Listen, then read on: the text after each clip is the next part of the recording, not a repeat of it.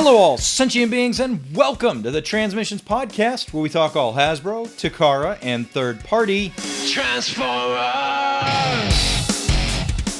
On this episode of TransMissions, we see what Transformers Earthrise Arcee looks like in hand. Gigawatt, great Scott, who cares? This new Transformers Back to the Future figure makes its first appearance, and Flame Toys brings us a Transparent Optimus Prime. So much for hiding away the matrix of leadership. Today is Wednesday, July 8th, 2020, and this is episode 389 of TransMissions. Welcome to TransMissions, the podcast that just learned that Rumble has declared his candidacy for ruler of Cybertron. Plus, he just dropped a new single. Check it out. I'm your host, Charles, aka Big C, and I'm joined by the excellent TransMissions team. Jeremy, aka Yakko. Hey, how's it going? Scott, the illustrious Dr. Pants. Howdy, everyone. And Daryl, the Cybertronian beast. Hello. Let's talk Transformers. I always want to think of something funny to say, and I can never do it.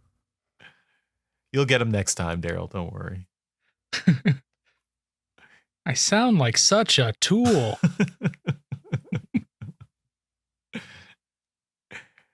That's why we love you. You make the rest of us look good. Thanks.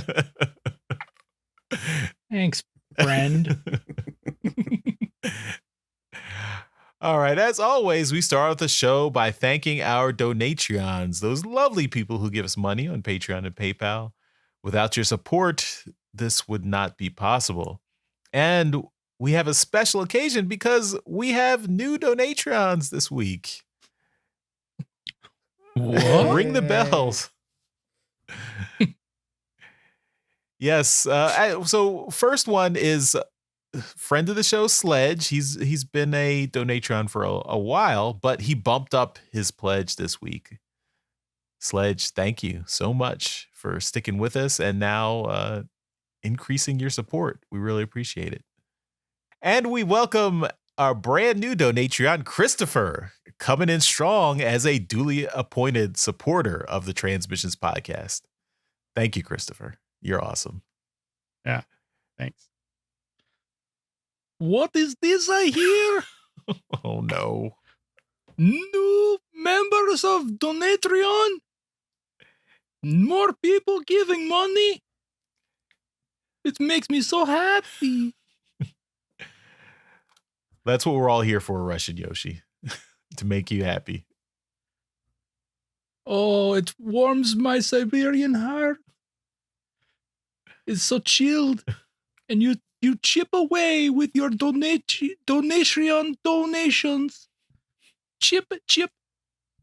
I almost feel a beat. Is your heart going to grow 3 sizes this winter? No. No growing of heart. It just thaw a little bit. Do not threaten my heart. It will always stay cold. Siberian forever. Okay. I am so happy I was here for that.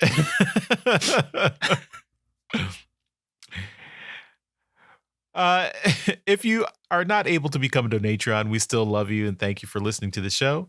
Another way to help out would be to buy some of our merchandise at our TeePublic store, and that is at transmissionspodcast.com/shop. And you can also check out our friend K-Girl store. She's an awesome artist, and her store is at teepublic.com/user/superstark. We've got lots of shirt designs. We've also got masks, and those will probably be useful for quite a while now, especially if you're in the U.S. They're very comfortable. Really, yes. They do not obstruct breathing in any way. They actually are very comfortable, very easy to wear. And if you help us out, anything you buy from our TeePublic store helps out the show. And even if you don't buy something from our store, but if you buy anything from TeePublic, just use our link, and that helps us out. And fun fact, these masks can also double as bathing suits if you're Charles. Very small. Wow, that was uncalled for. I don't know why, but you sent me a picture this past week where you were celebrating, and you appeared to be wearing a mask. I think Daryl in your lower half. Daryl's on drugs here. He went from the hard liquor. He's hitting the LED or LCD, LSD. That's what it is. I don't know. You should not snort an LCD. That's probably a bad idea. I think Daryl remembered that Mike isn't editing this week, so he's trying to make it harder for the rest of us. Oh, I had not remembered that. But thank you. I had not remembered that either. Now I'm in didn't pain. even know. Anyway, yeah. Merch from TeePublic Store. TransmissionsPodcast.com/shop. Another thing, we've got Empire of Rust episode 27 that is out this week. This marks the 1-year anniversary of Empire of Rust. It started Monday, July 8th of 2019, and now this episode came out Monday, July 6th, so more or less a year, the same week this last year. So check that out, transmissionspodcast.com/rust. You should already have it in your feed if you're listening to the All Shows feed. And last little bit, we've got a little tease. We're soliciting some questions from anyone who's interested in the Transformers Robots in Disguise comic from 2012. This was the one mostly written and drawn by John Barber and Andrew Griffith, with colors by Josh Perez, and then various fill-in artists like Livio Remendelli, from time to time. But this was one of the high water marks of the IDW Transformers run from the last 10 years or so. And did you have any questions about the series? So we might be talking to the creators behind that series, and they were wondering if there were any listener questions who remember that series fondly and had any lingering questions about anything from that series and the creative process behind it, any questions about some of the characters and the plots or anything like that. So send them all to feedback@transmissionspodcast.com. And be on the lookout voicemails. for. We'll take those too. Yes. So just go to transmissionspodcast.com/feedback and pick a method to send us some information. Voicemails, emails, anything else. And stay tuned. All right, let's start the show off and talk about some toys.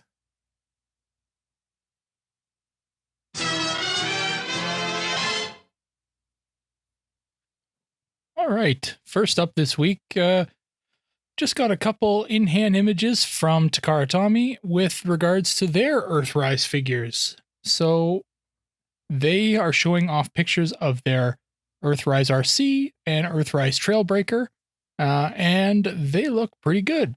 Pretty similar to the Hasbro release.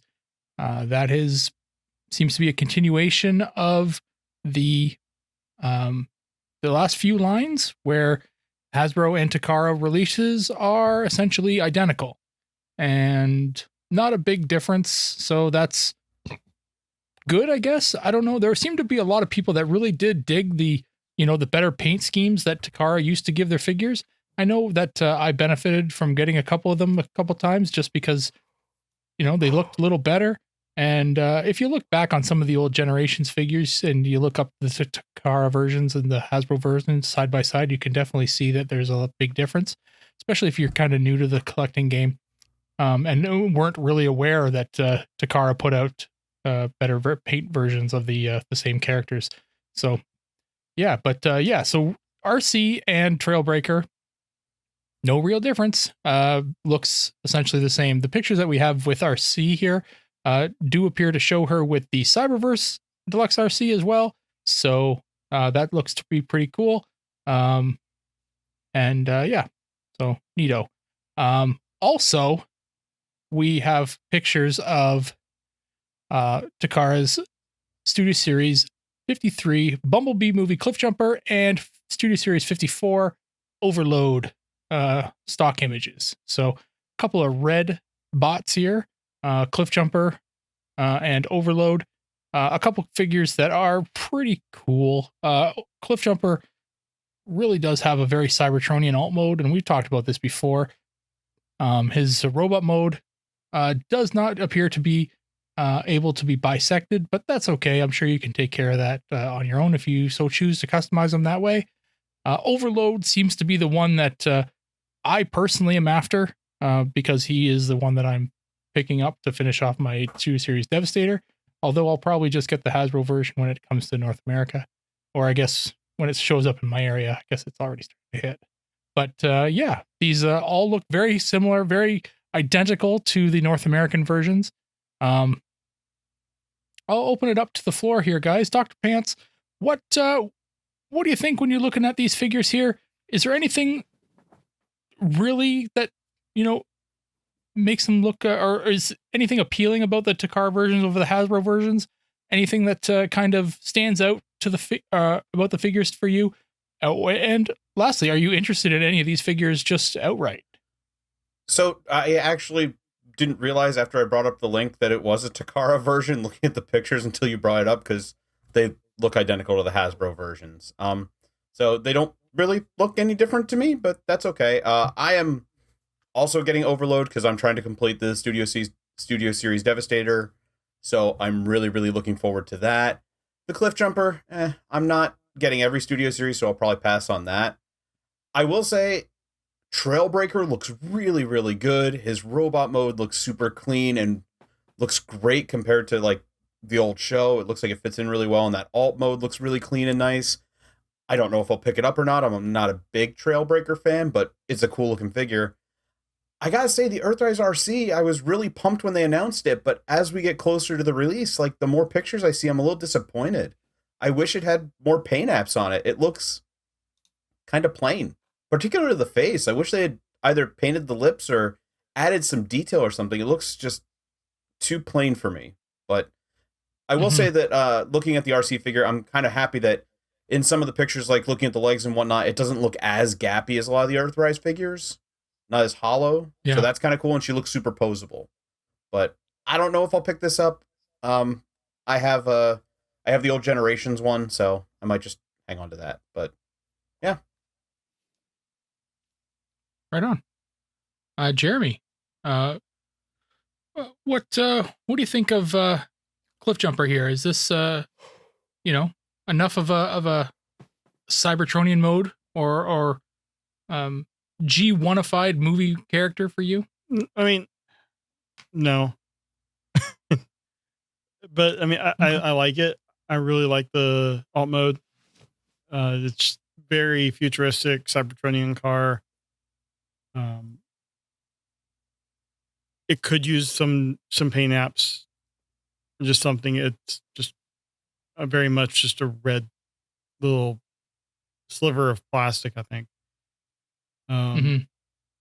The Overload doesn't really do anything for me. I'm not collecting the Studio Series Devastator, so yeah, that's I understandable. will say that I was one that would often go for the Takara versions of a lot of the figures, and yeah, now that they're identical, there's no reason.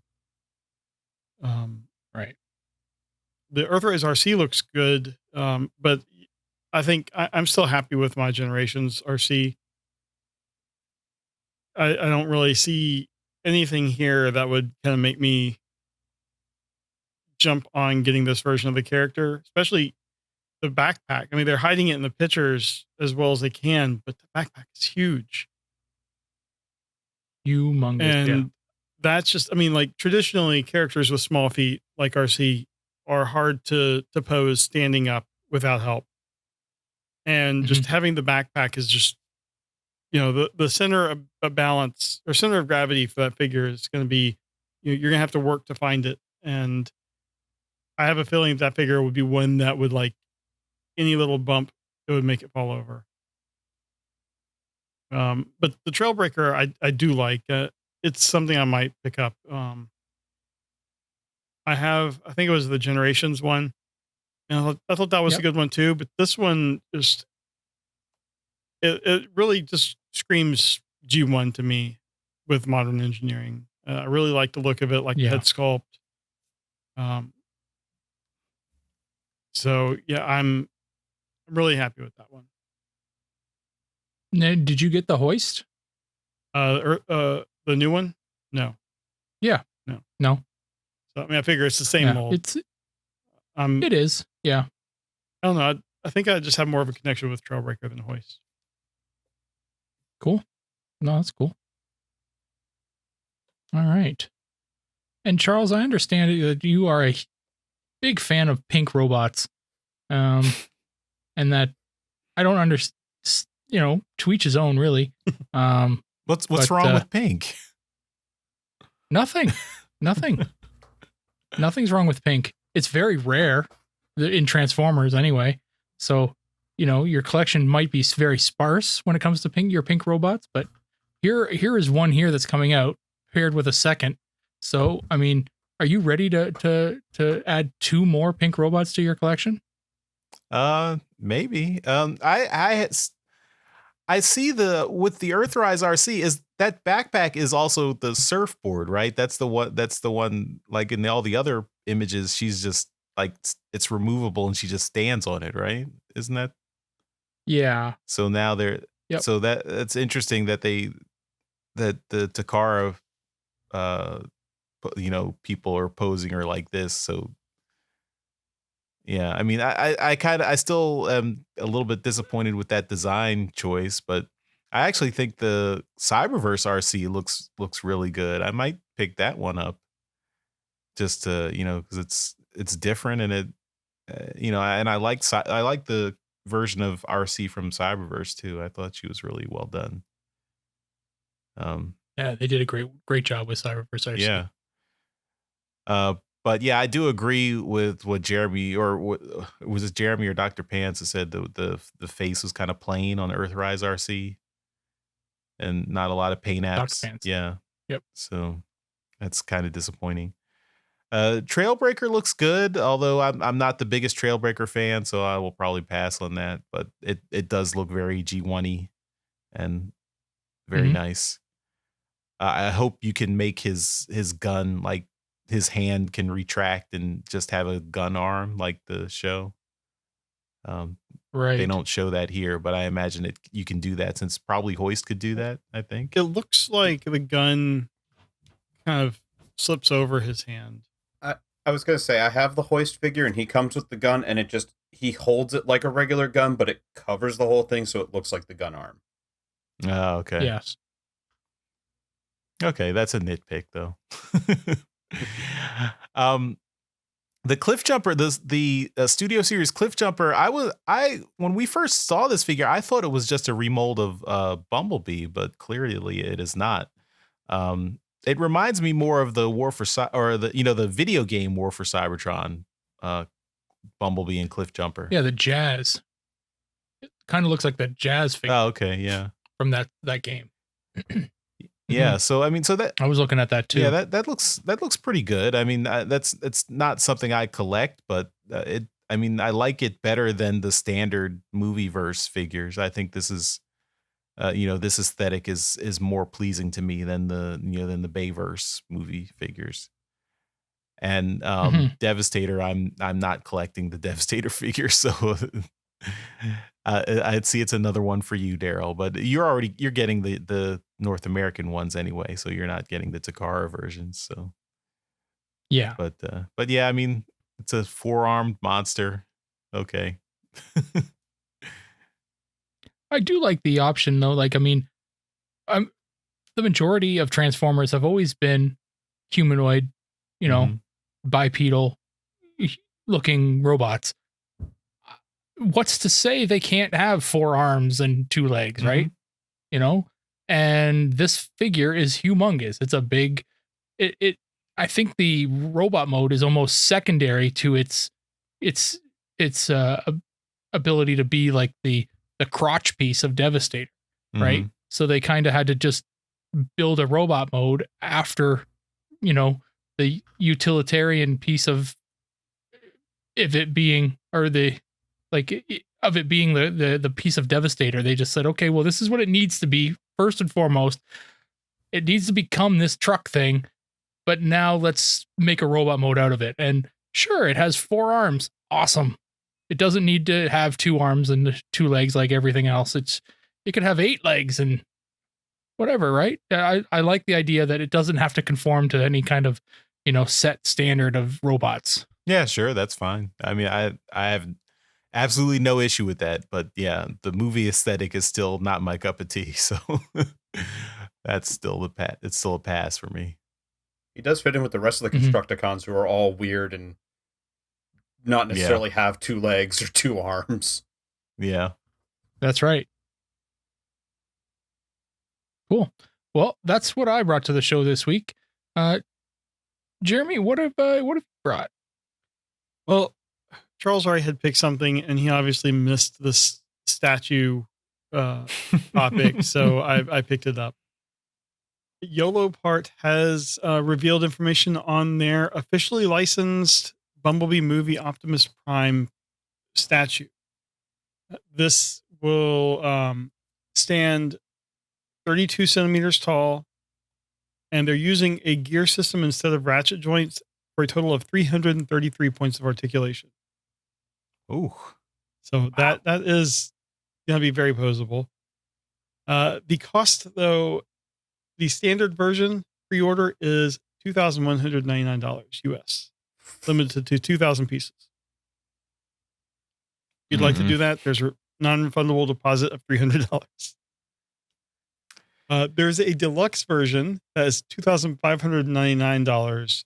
This has a limit of 500 pieces and deposit of $350. And the early pre-orders also get a bonus Globe 3D hologram that was seen in the Bumblebee movie, and you get a $200 rebate. So you pre-order it, and you have to put down $300 or $350 for the deposit, but you'll get $200 rebate. But still, I mean, this is die cast. It's metal. If you are into the statues and stuff, this is like the masterpiece of the statues, it seems like. 32 centimeters is about 12 and a half inches tall. Okay. Well, for all you Neanderthals. Yeah, Thank you. But I will say, like, the looks, I think we might have seen it before, but the images that they have here are pretty impressive. It's just like his bust, but 333 points of articulation. That is really, I can't even really fathom, how they get to that number. But Daryl, what are your thoughts on this? Well, I mean, the amounts of articulation is absolute insanity. Yeah, it's just crazy. I'm looking here at the pictures and it says it's 24 inches tall or 62 centimeters. I just saw that too. Well, we'll put that down to TFW 2005. Somebody's lying. Anyway, Okay. It looks 2 feet tall. Like awesome. Like it really does. That's impressive, really. Like I remember buying a Spider-Man action figure, and it was like 21 points of articulation, the most you're ever going to find in a 3 3/4 inch figure. And I'm like, all right, cool. 333 points of articulation is insanity. Like every single part of this thing must move. And I'm assuming with this gear mechanism they're talking about, things are moving in conjunction with each other, so. right? So if you're, moving an arm, like there's pistons and gears and stuff that are moving on the inside of the shoulder. Like, yeah, I want to see this thing in action. You know, there's no way in hell I could afford this, right? But I want to see it. I want to see it move. Yeah, and they describe the gear system as their internal interconnect endoskeleton system, or IIES. And yeah, I would imagine it's just like a piece will move another piece. And, you know, I'm just wondering if that's included in the count. Like if you just have an internal gear moving, does that count as articulation? I would assume so. That's probably the only way I can even fathom they get to 333. Yeah. Oh, Dr. Pants, are you a doctor of statues? No. My robots almost always have to transform, and even if I wanted to buy it, there's no way I could drop that kind of price. Oh my God. Mm-hmm. That's absolutely nuts. I mean, it does look really, really cool. I mean, 2 feet tall with that much articulation, it's going to be a really impressive piece, but no, $2,200. No, that piece would cause my divorce. Yeah, I think you had said previously, like your wife will like go and FaceTime you from the toy aisle, and this would probably be like no more of that. Yeah, no more of anything. I do have one question though. What's the difference between the regular and the deluxe version? Does it say anywhere? I can't seem to. I haven't. I didn't see anything here that describe the differences, unless the deluxe is the one that has that. One of them has like clear pieces. Oh, maybe. As you know, I guess like from when we saw Optimus in the hologram form. Oh, maybe. Maybe that's the deluxe, but I think that one looks worse than the other one. Yeah. So I would rather the full thing. If you look on the order pages, there's a bunch of features, and for the normal, it says interchangeable skin, normal, and then on the deluxe, it says interchangeable skin, normal, and transparent. So I guess you get 2 skins for the deluxe version. Okay. Oh, that you can change in and out. Cool. But it looks like everything. Oh, and the normal comes with just the matrix and the blaster gun, and the deluxe comes with the display base, the extra skin, the transparent skin, and I guess that's it. The globe hologram, I thought that comes with every pre-order. Yeah, that's a pre-order for regardless. But well, Charles, you're going to get this to go next to Unicron? I mean, this is just as tall as Unicron, but like, what, 3 times the price? He's awesome. Yeah, that's true. It is metal. It'll probably fall through my basement floor. It's so heavy. No, I don't think this is in my price range. This is not an impulse buy.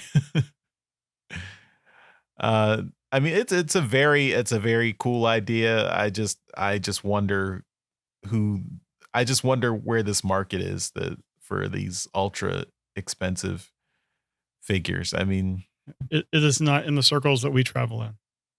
I want to meet them though. I want to meet some of these buyers of these. Yeah. I mean, if you are listening to this and you are one that gets these expensive statues, let us know. We'd like to talk to you on the show. Like my comic book store sells these statues that are like thousands of dollars, and they're always selling.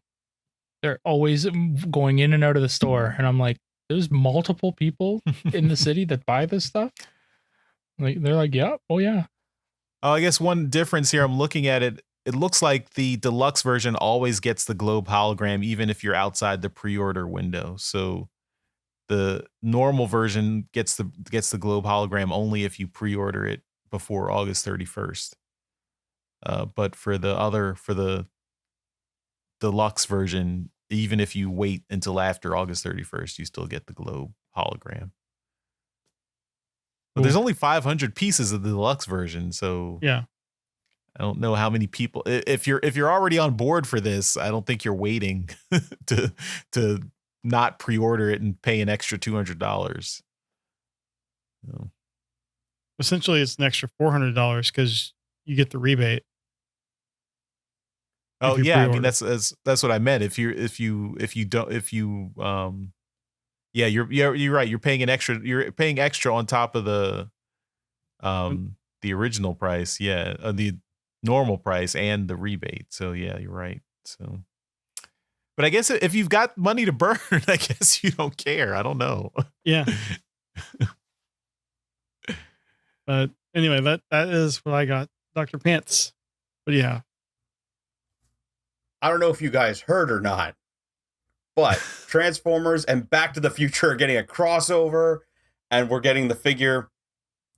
Is it Gigawatt or Jigawatt? I'm going to ask that right away. Back to the Future canon is Gigawatt. Yeah. I always thought it was a made-up unit. I didn't think they were just mispronouncing Giga. Everything I know is wrong. But anyway, they officially announced the figure. It's, of course, the DeLorean transforming into a robot, and it looks like it comes with pieces to make it look like the DeLorean from movie 1, where it's got the hook that hit the power line, and it can do the wheels flipping down with the Mr. Fusion in the back. And when it transforms into robot mode, it's got the flux capacitor in the chest. It's got the, what do you call it? It's the time thing. Did it have a name? I haven't watched the movie in a long time. Wait, what thing? The time display? It's got the dates and the time circuits. This one tells you where you are. This one tells you where you're going. This one tells you where you've been. Okay, thank you. Yes. No, it's where you. Yeah, where you were, where you are, where you're going. I think. Thank you. It's the time circuits. Time circuits. That's it. Yep. Yes. It looks like in the DeLorean mode, the doors flip open, which if you're going to do the DeLorean, it better have the doors flip open. Otherwise, what's the point? You guys have talked about this already, haven't you? Or not on the official podcast?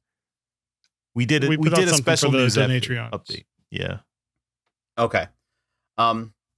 So I saw this and I'm super excited for it because I'm a big Back to the Future fan, as probably a lot of us are, being children of the 80s or growing up around that time. It looks like it's just a repaint / remold of the Siege Sideswipe figure. Is that what it looks like to everybody else? I don't know if they officially said that or not. That's right. It is. Yeah. It's just a it's a heavy remold. They didn't say it, but if you look at it in robot mode, it's clear. Yeah. And I get why they did it, but I have a couple of problems in that, like, while the chest has all that cool detail, it looks really wide. And also, the DeLorean mode looks awesome with all the little details in the back they did and whatnot, but the robot mode looks really plain. Because there's all this detail in the shin. It looks like there's flux capacitors in the shins, and they're not painted. So I feel like they missed an opportunity here to really make it look cool if they're going to do, like, this big exclusive figure, but these are all kind of opportunistic remolds. Like this is the same thing that happened with Ectotron last year. Like if you look at Ectotron's robot mode, it's pretty plain, but the transformation is very simple, but the Ecto 1 vehicle mode is pretty spot on, but the robot mode is kind of just the Ecto 1 is hanging off his back with some slight tweaks on the arms and legs. This is true. I feel like when you look at Ectotron, there's at least a little bit more detail because the chest is kind of differently colored, and there's a little bit more color in the legs. And also, Ectotron they basically used a skeleton from the Combiner Wars Hotspot and Onslaught mold. Yeah. Like I could not tell that by looking at this. This one, it looks like Sideswipe with just a different. Right. And you're right. It is opportunistic, but it went up for pre-order, and I know there were issues with that. So, but you could say that's a word for it. I don't want to say other things right now because I'm sure it's all been said before. But I'll still go around and ask you guys, what you think about it real quick here, Jeremy. Well, you don't want to say, but I'll say that Scalpers used bots to get all of the pre-orders within a matter of minutes. And I've cooled off a little bit, but I was very pissed on Thursday after, like, everyone was reloading the page constantly and then they were gone. But the figure itself, I like, and like looking at it with my side swipe, the chest, like you can see, in order to get the flux capacitor and all that stuff on the chest, they had to make it bigger. And where Sideswipe has a piece flip out that connects to his waist in robot mode, like that entire section, like now it's just the hood of the car will probably clip there. But I'm wondering what happens. Like, you obviously don't see that the flux capacitor and stuff in the vehicle mode. So is that just a panel that comes off that we're gonna have to keep up with, or does it flip around, or what? It looks like it would flip around because when it's in the car mode, like that same spot on the chest looks like it's completely solid and meshes in. Right.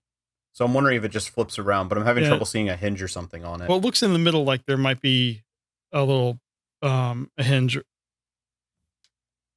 But I'd never noticed the flux capacitors in the shins until you mentioned it. So yeah, I mean, they're putting all this extra useless paint on the regular figures. Yet something like this, where you probably have a little bit bigger budget, and it's obviously going to get more exposure.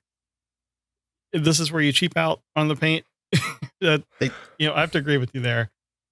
They could have saved all that silver and black paint instead of smudging all the Siege figures. They could have used it on this.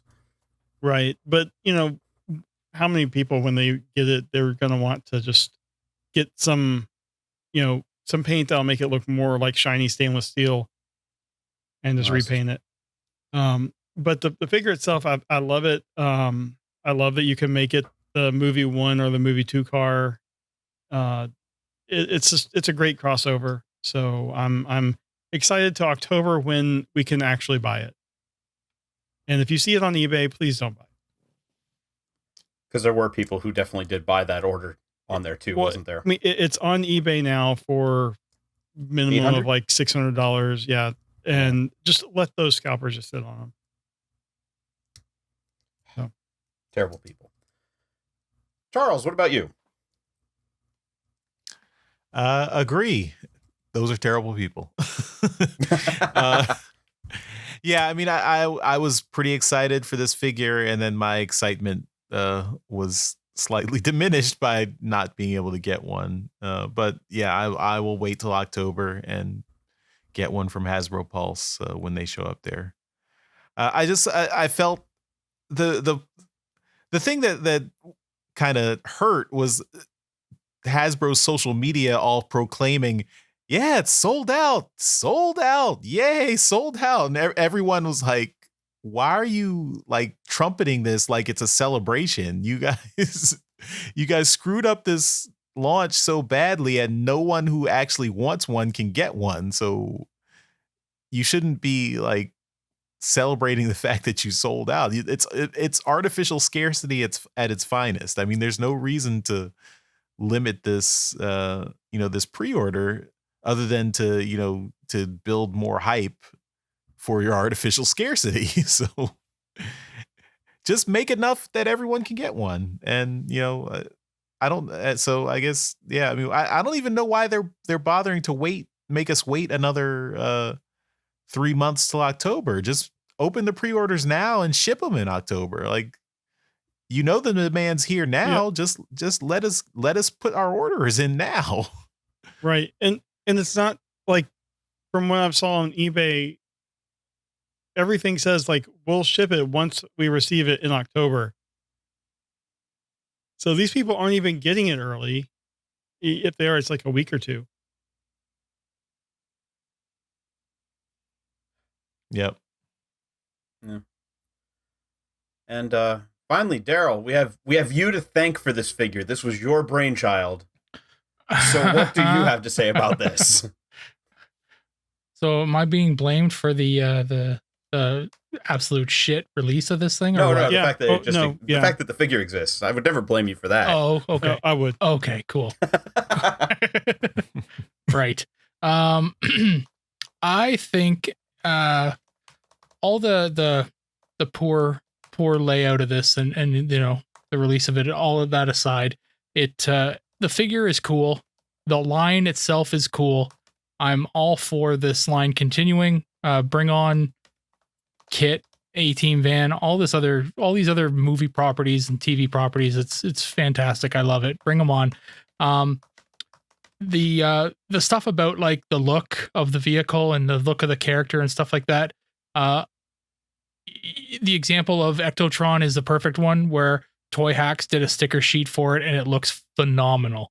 So Toy Hacks is probably going to step up and just rock one out for this as well. So I expect that the gross ass windshield is going to get covered and do like a cell shaded look or something like that on this guy, and it'll just look amazing. But other than that, I mean, this is going to be great. Do I want one out of 1,985 copies of the numbered version? Sure, that'd be nice. Am I gonna pay $700 for one? Hell no. I'll just buy one of the regular ones when they show up. I think they probably chose a poor partner with Walmart. That's a given. But the figure itself is cool. Yeah, I think the choice to remodel out of Sideswipe was great. It really does look really good. So I'm excited about getting it, regardless of whether or not it's a numbered version or not. Cool. And you know what? I wasn't even thinking about Toy Hacks doing a sticker sheet, but now that you bring that up, I would actually totally get one of these and get the Toy Hacks sticker sheet, because then it would look really, really good. Because my only complaint with the robot mode is really just that it looks kind of plain. So yeah, that's a really good point. And I think you've just sold me on it. So thanks. There you go. It's not a bad. I mean, for $30, right? It's a really cool thing. And plus, I mean, I haven't even opened my Ectotron. I just love the way it looks in its box. Oh, yeah. So personally, I'd probably just get one of these just to have in a box, just to have sitting on the shelf. But yeah, it makes a great gift for people who are into, Back to Future or 80s nostalgia too. So, I mean, for $30, you pick up a couple of them and you can give them away to friends as gifts and stuff. People who know you're into Transformers and stuff like that. And you can give them away as gifts to kids and stuff. Yeah, these are great gifts, because you'll get the parent back into it too. And they'll be like, oh, I'm going to go fuck around with this toy that you just gave my kid. All right, cool. And it's a DeLorean. Awesome. And turns into a robot. This is great. So yeah, these kind of things are always just really cool. And they could be repurposed and used as all different kinds of cool stuff. So I'm all for this line. Keep them coming. Excellent. Charles, what do you have for this week? All right. First, just a little quick note about Furai model kits. So I have to represent the statues since Jeremy says I missed one. But the Furai IDW Optimus Prime model kit is getting another version, and this is a clear, like translucent version, which looks very cool. It's the Optimus Prime clear version. And this looks very cool. We've only got like one picture from Flame Toys social media, but it looks really interesting. And I just thought that was something I could quickly mention. I know a lot as Jeremy and Daryl, I think you guys already have the Optimus Prime Furai model kits. Yeah. Mm-hmm. Yeah. So what do you think of this clear version? We built them. Yes. You're doing better than me. Yes. I think this looks really cool. Is this worth a double dip? I mean, if you're really into model kits, I would say so, but not enough for me. No. At no point does Prime become translucent. I mean, if they did him dead, then I'd be all over it. Yeah, of course. Why not? you have a lighted display, it might be the version to get. It would probably look really cool with backlighting. Yeah, maybe. Yeah. I mean, Ghost Optimus. Put him next to Rodimus. Dr. Pants, did you get the Furai Optimus Prime model kit, or are you interested in this one? I have the attack mode or attack version, the first one that came out, not the IDW version. I do want to get one of the IDW ones, but I haven't yet. This kind of looks cool, but I do a lot of model building. I'm big into the Gundam model kits, and I'm just going to say that the fact that this is clear plastic has turned me off completely, because clear plastic is the bane of my existence. Okay. I've built 2 clear model kits, and the entire time everything feels really brittle, and trying to hide the marks where you cut it off the runner, it takes so much time and so much effort to clean them up that I don't know that it's worth it unless you're really looking to do a really cool display with it. But that's just me. I think if I'm going to get the IDW version, I'm going to do the regular, or I might go for the Ultra Magnus one they released. I like both those, but the clear one, it's got a cool presence, kinda, and I agree that if you did a light up display, it would look really, really cool. But I'm gonna steer clear of this one. Okay, fair enough. All right, my other topic, and this is the one that I thought was really interesting, is another third-party Bumblebee figure. This is from the Bumblebee movie, and this comes from Transcraft, which is apparently a relatively new third-party company, and this is they're not being coy with the name. It's just TC02 Bumblebee movie Bumblebee. So trademarks be damned. But this looks like a very movie accurate Bumblebee that does transform and is very well articulated, has lots of accessories, has its gun, has a saw, the chainsaw blade that he had, his face mask, or is that a face mask, his battle mask. He's very posable and transforms. Did I mention he transforms too? And he's got weathering. So this is weathering and battle damage done right, not like the Siege figures, War for Cybertron Siege figures. It just looks like a really interesting, really good Bumblebee design. And I'm surprised that so much effort being put into third-party Bumblebee movie designs. But this looks really cool. I don't think we have a price on this yet, but I imagine this might be a pretty penny. It looks very, very detailed, very well done, very expensive. Daryl, what do you think of this movie Bumblebee figure? I think it looks really good. The fact that it is weathered and it is does look like it's done properly is a big plus. The figure and the character in that movie was not a brand new Bumblebee. It was beat up, and so make it look like it. That's a definite plus. It definitely looks really, really good from the as regards to the Bumblebee movie. I don't know whether I'd be interested in it or not. There are so many Bumblebees out there, but it really does look really good. The Bumblebee alt mode is particularly cool looking too. But even if this third party company, you can tell with looking at that alt mode, they're also having some issues with matching that yellow paint. Yellow paint, man, it's tough. Yeah. But yeah, no, it looks awesome. Cool. Dr. Pants, what do you think of this guy? I really, really like this. I love the design of Bumblebee in the Bumblebee movie. It was really, really cool, and I've really liked seeing all these third-party companies do this. I haven't picked one up yet. I'm kind of waiting to see how they turn out because they keep getting cranked out there, but I might pick one up. This one, maybe. I like the proportions. It looks really, really cool. That weathering looks good. The accessories are kind of awesome. I love that battle mask. That looks really, really good. And the alt mode, well, yeah, the yellow paint doesn't quite match in some spots. I can forgive it because the weathering does look good on it, and the alt mode itself just looks kind of cool. Depending on the price and just how it does, I'd be considering picking that up. All right. And Jeremy, what do you think? I think the robot mode looks really good. I like it, like how posable it is. However, I can't agree with you guys on the alt mode. I think the weathering just, I don't know, it looks really bad to me.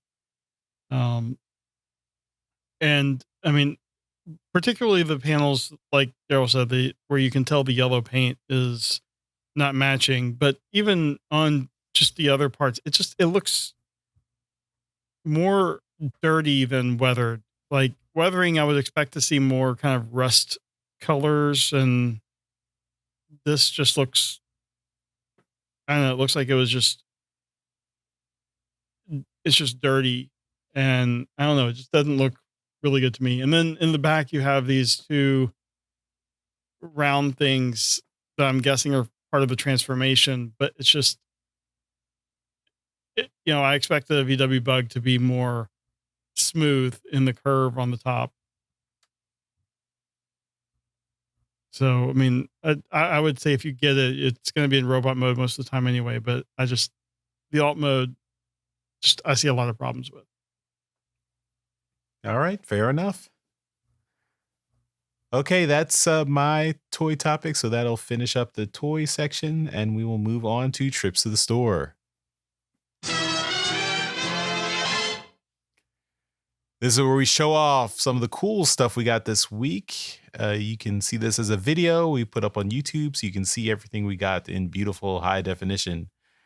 And we'll put the audio right here in the podcast so you can keep listening and listen to us describe everything in loving detail.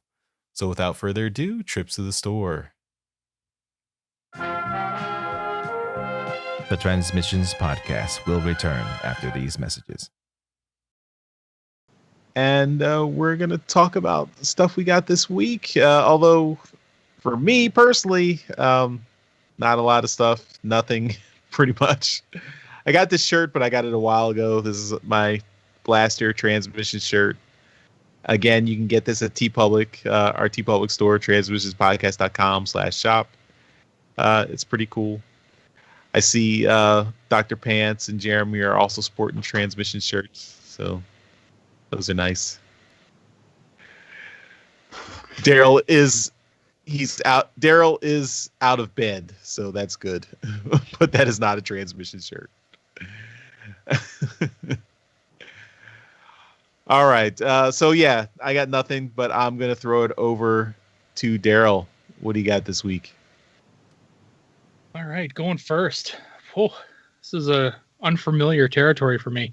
I also have nothing new this week, but I'm going to show off a couple older figures that I'm pretty sure I've showed off before. Metroplex. Hey, he's around here. This is a figure that I had and repro labeled up because his labels were shit, and I wanted to make them look nice. So this is G1 Getaway, and he's a really nice looking figure. He is complete. He's got his little buddy there on the back. Never remember his name, but yeah, his little friend, his little partner guy. Power Master. I don't know his name, but he is a Power Master. He's a Power Master. Yes, that's right. So when I first bought him, his stickers were atrocious, and I re-stickered him up, and he looks really, really good now. And of course, Getaway being a very white figure, the yellow's like crazy, but luckily enough for me, this guy is still pretty crispy white, and yeah, so a new set of stickers can really make a old G1 figure pop. Next up on the old list is a figure that I'm actually still looking to complete. And I have a little running list of things I want to get, but I'm like really close to being there. So this is G1. What is this? I just spaced on his name. Roadbuster. I was going to call him Road Handler. I'm like, no, this isn't Road Handler. Roadbuster. And he's got so many weapons and guns and little things hanging off of him. He's got a lot of parts. And one of those parts, one of the more expensive parts, not in this hand, Daryl, the other hand, is a little satellite dish or radar dish.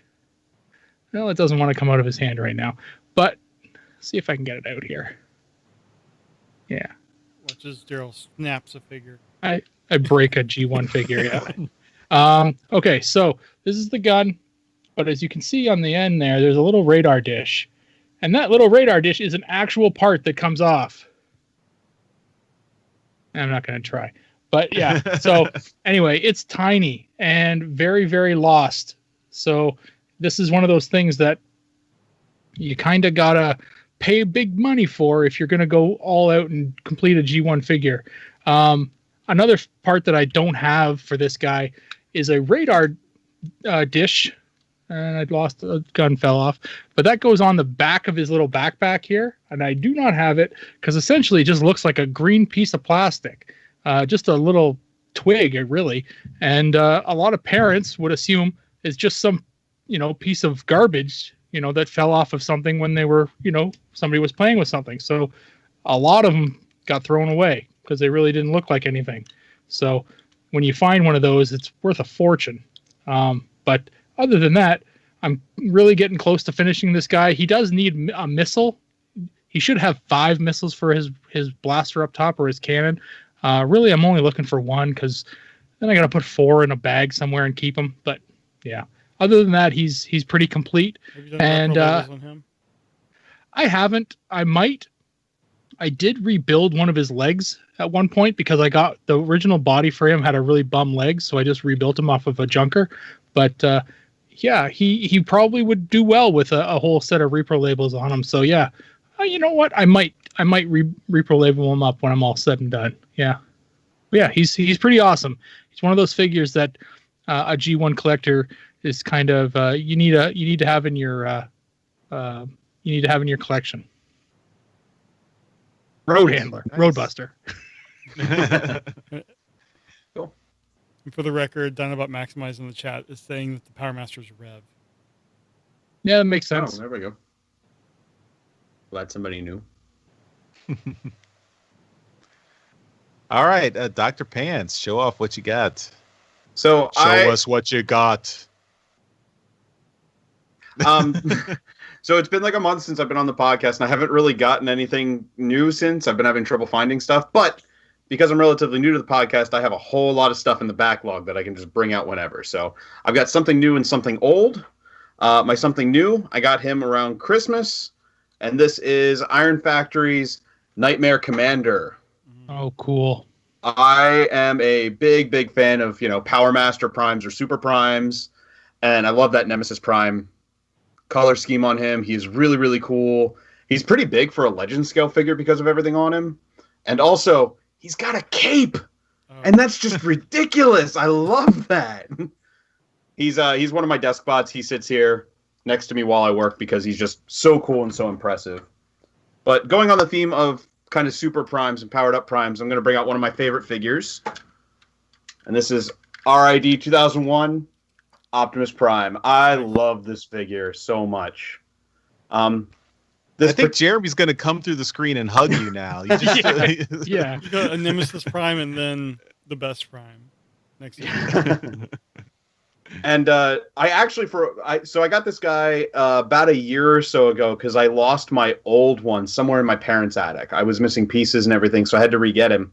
And the funny thing about this is somebody was selling it in the box complete for like $40. And yeah. So I snagged it, and some people are going to be upset I opened it, but I had to because he's just so much fun to play with. The best part is, not only did I get this for $40, they threw in a special bonus. I got a Blu-ray copy of Revenge of the Fallen. It's like they were just trying to get rid of it. You know how to bargain. Well done. How are the yeah. tires on that? They're Cracked? no, none of them are cracked. They're in really good shape. The electronics work, but sadly he has no batteries in him right now. I have to get new ones. But That's okay. yeah, Do you have the Ultra Magnus?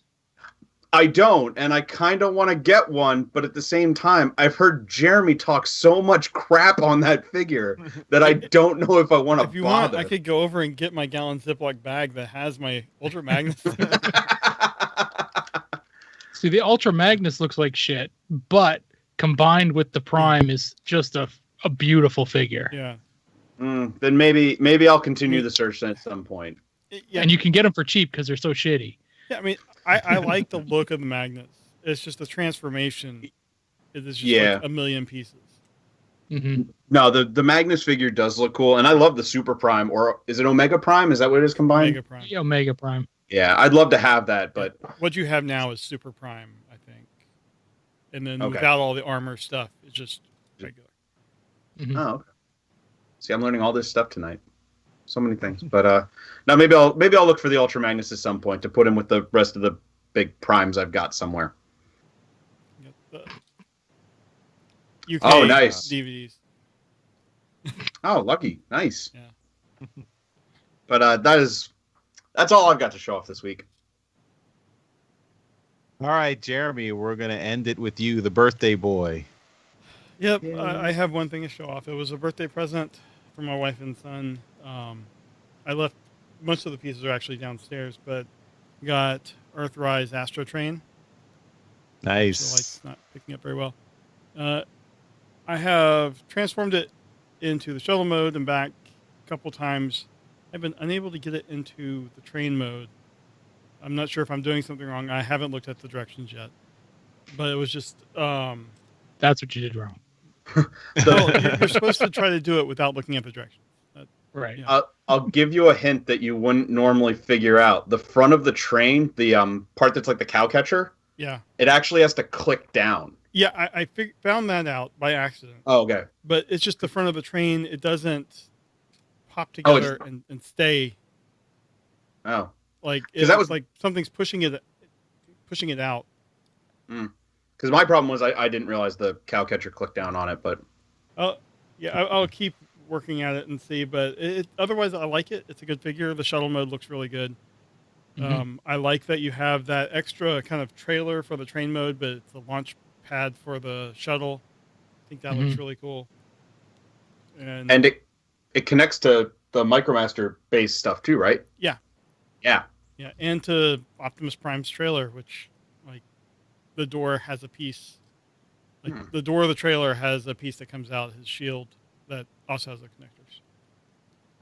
So, but it's cool. I really like it. The only Astro Train I've had was, I think, the classics. So, it's another good figure. So yeah, I'm very happy with it. Cool. So that's all I got this week. It's a good figure. Yeah. Yep. All right. Well, that'll do it for Trips to the Store. We now return to the Transmissions podcast. All right, we're back from our trips to the store, and let's move on to convention news. All right. In convention news this week, we have news from San Diego Comic-Con for this year, Comic-Con at Home. And they have announced their online exhibit hall for July 22nd through 26th, 2020. And this will be where you can go to a virtual exhibit hall and get exclusive things, and you'll find promotional links, and all they say is a whole lot more. I would think there will be links to maybe virtual panels and stuff. Just if you think about what you would see on a convention floor, apparently they're trying to replicate it. There's going to be also an artist alley, and they have a downloadable map for a virtual Comic-Con. But anyway, booth 3213 is where you'll find Hasbro. So not sure exactly what they're going to have, since we figure Gigawatt was probably their Comic-Con exclusive, but if they have any exclusive Transformers there, we'll be reporting on it. But just keep your calendar marked down for that weekend, July 22nd through 26th, and just check it out and see what they got. So that is our convention news. Find it very weird that they put a map of like a physical space for a virtual Comic-Con. I know. With lobbies and I imagine this is just the map of the San Diego Convention Center. Mm-hmm. Do we just have to get like a subscription to Second Life or something like that to walk around? I don't know. That's the name I haven't heard in a long time, a very long time. But it looks like here in this thing, there's a Hasbro booth, and then there's a Pulse booth right next to it. Mm-hmm. So, and that's interesting. And then, like, IDW has a big spot. Yeah. Bluefin is right across from Pulse as well. Yeah. Mm-hmm. Nice. I'm curious, like you said, I'm curious to how you're supposed to be able to navigate this this thing. I'm sure we'll find out more between now and then. Everyone has to get a VR headset and go into the virtual Comic-Con. If it was set up like that and it actually run well and you could do stuff like that and actually buy things, I'd be in for that. Mm-hmm. Even without a VR headset, if it was just like an FPS type environment, just use your arrow keys and your mouse to go around like you would be in, a video game. Or do it like Google Earth or something. Yeah. Mm-hmm. Yeah. So you click on the Hasbro booth and it's like, you are in a queue to enter the Hasbro booth. You are 7,455th in line. Like, sorry, the line just ended right as you were about So please stand here in line to reserve your place. Fuck this virtual convention. This is no good. Yeah. The real convention experience. Right. Yeah. Anyway, it looks like it will be interesting. So we'll have news on whatever Hasbro announces that they're going to be doing. Mm-hmm. Mm-hmm. No news yet on exclusives, eh? Like actual exclusives, like figures and stuff like that. Well, no, I mean that's what we figured that Gigawatt was going to be, but obviously it's not. Yeah. So, but there's still things that you assume that you'll be able to buy during the Comic-Con, right? maybe there'll be a Netflix like Netflix series special version of something that we weren't expecting. I guess there's no Netflix Prime out yet, right? No. We know that he's in the show. Yeah. It could have been, could it have been any of the Generation Selects they just announced? Were they could have been. And isn't there stuff going around about a Grease Pit also figure? Yeah. That got leaked? Because maybe that would have been it. Could be. Yeah. Did we talk about that last week? I think we did. I think so. I can't remember. I don't remember. Maybe. You talked about Centurion, Tiger Trek, and Rotor Storm. I don't remember if you guys said about Grease Pit or not. But Oh yeah, we didn't talk about Grease Pit because we did the whole the Fan First Friday last week. Right. That's right. Huh. Anyway, yeah. Virtual convention's coming. It will be interesting. all right, let's finish up the show with feedback.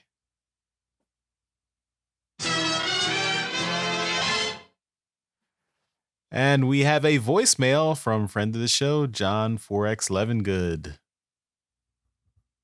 Hey guys, John 4X Levengood here again. So in the latest episode, you guys mentioned that you'd like to hear what some of our thoughts or some crossovers might be, and you guys have mentioned the Kit from Knight Rider and the A-Team Ben, which are both I think would be great great crossover vehicles. My personal thought is it's from a little older movie, Smokey and the Bandit. I would love to see the Trans Am and the semi done up as Transformers. I think that'd be really great.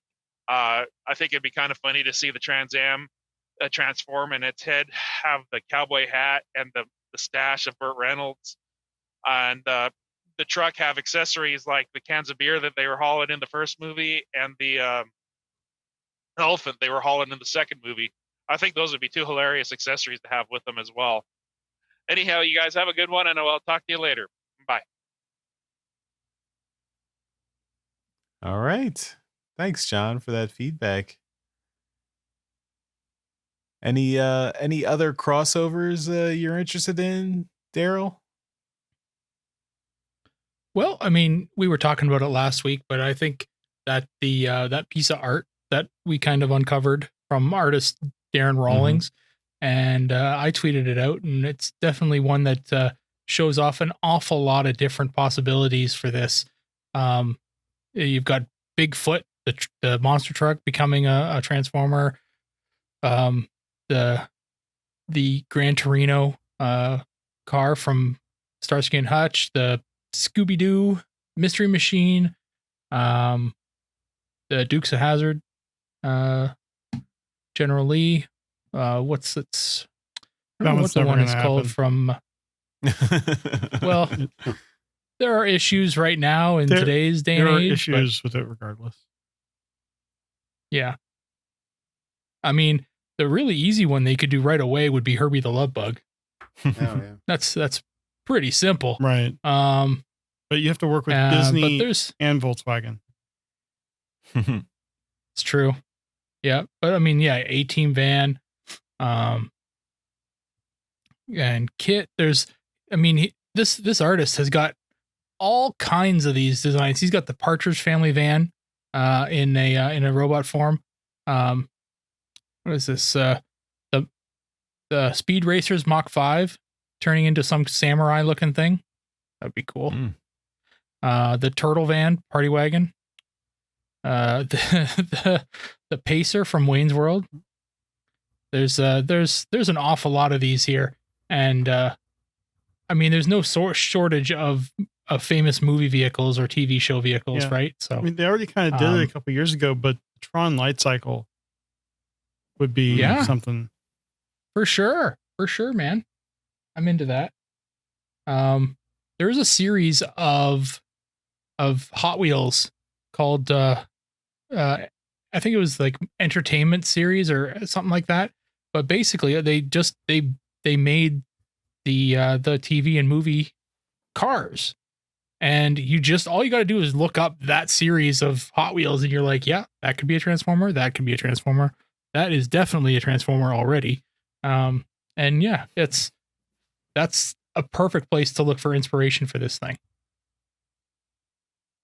That's a paddling. Better believe that's a paddling.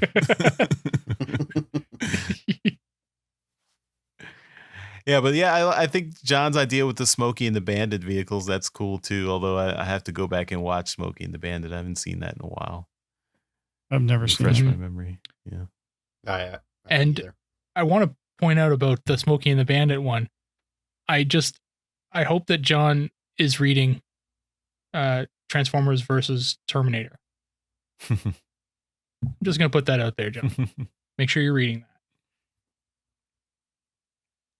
All right. Dr. Pants, you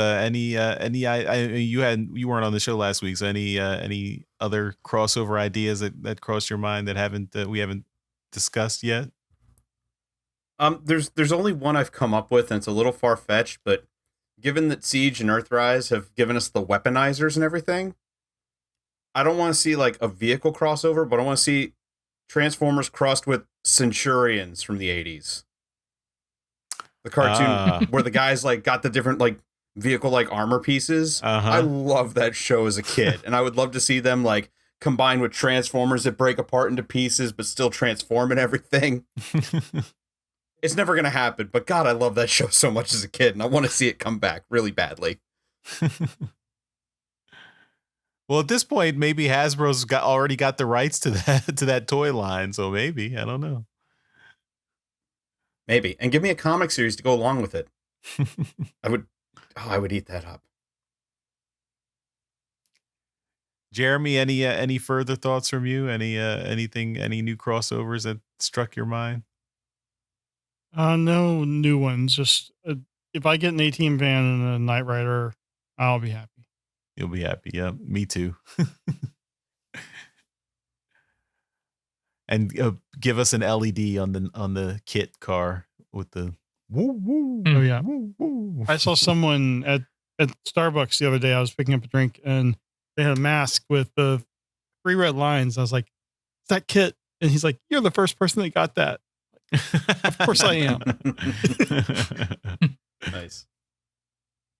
Oh, here's a good one. Battlestar Galactica Cylons, the 80s or the 70s Cylons, not the new ones. I mean, isn't that essentially the Centurion drone head sculpt? It's similar, yeah, but the vehicle mode is those flying saucer shaped ships. Hmm. That could be it. Or you could do the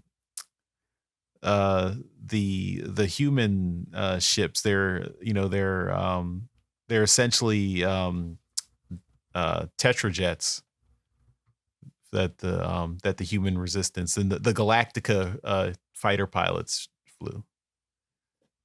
So. I've seen a really awesome design from Alex Milne turning a 89 Batmobile into a robot. That would be badass. Mm. Yeah, that's another one that's probably IP rights hell to get that done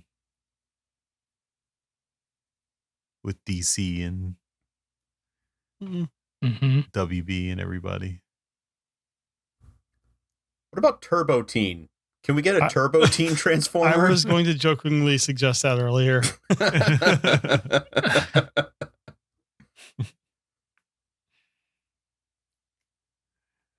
All right, I think we should shut this down before we get too crazy. All right, everyone. I think that'll do it for this episode of Transmissions. Thanks, everyone, for listening, and we will see you next time. Bye-bye. Bye. Bye. Later. Hey everyone, thanks for listening to this episode of Transmissions. But just because this episode is over doesn't mean the Transformers fun has to stop. Join us and other Transformers fans on our Discord chat server by visiting transmissionspodcast.com/discord. If you would like to learn more about how you could support the Transmissions podcast, just visit transmissionspodcast.com/support. Thank you all for listening, and we'll see you again next week.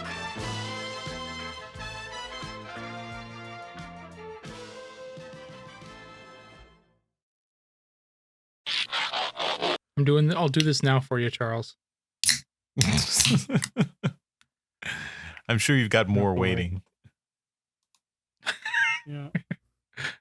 Just such a waste. Coming in as a duly appointed supporter of the Transmissions podcast. Thank you, Christopher. You want to try that again? Yeah. I think Christopher deserves a proper welcome, not one you stumble through. Drunk bastard. He's just been celebrating. It's a holiday weekend. Give me a break.